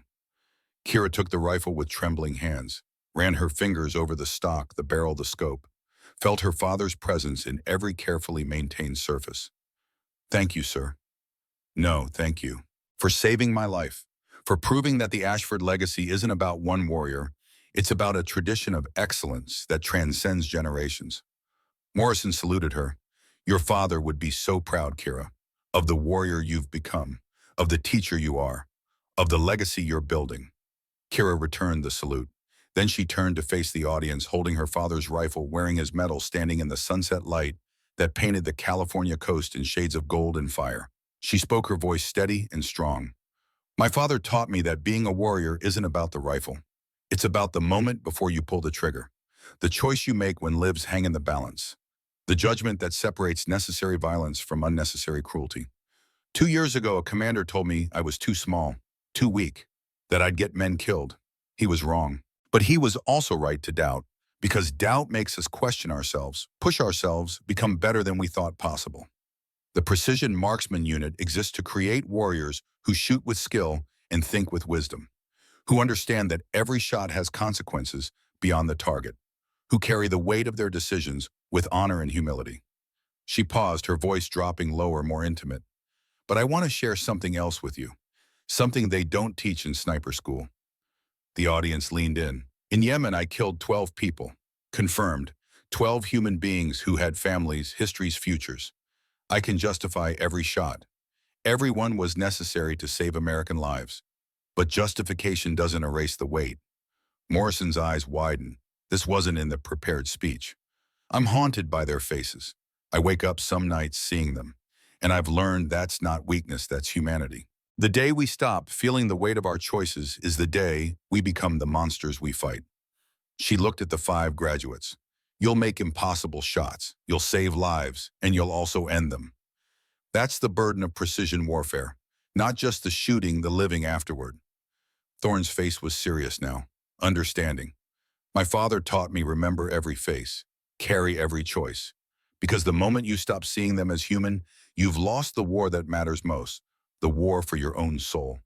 She held up her father's rifle one final time. "This weapon is power. Use it wisely. Use it reluctantly. Use it only when no other option exists. And when you do use it, remember, you're not just taking a shot. You're taking responsibility for everything that follows." The beach was silent. Even the ocean seemed to quiet. To the next generation of snipers, the women and men who'll carry this tradition forward, remember, You are the inheritors of a legacy built by warriors who refused to accept limitations, who made impossible shots under impossible conditions, who chose judgment over aggression, wisdom over recklessness, protection over destruction. She held up her father's rifle. This weapon he has saved countless lives, has ended threats and preserved innocence. Now it passes to a new generation, and with it the responsibility to honor those who came before by being worthy of their sacrifice. Welcome to the legacy, Kira finished. May you carry it with more wisdom than I had. May you make fewer mistakes. May you build a world where warriors like us aren't needed. She stepped back from the podium. For 3 seconds, no one moved.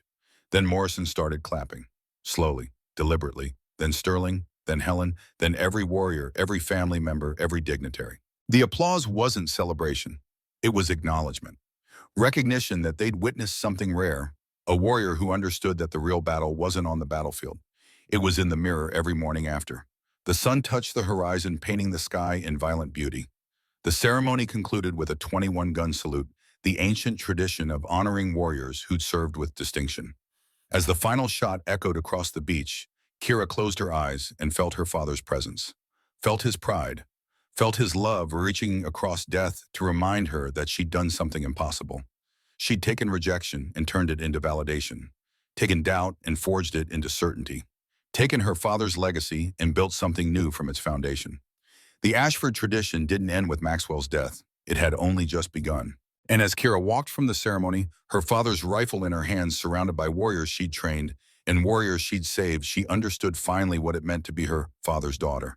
It meant carrying light into dark places, making impossible shots when necessary, choosing wisdom over violence when possible, and building a future where warriors shot not out of hatred, but out of love for those they protected.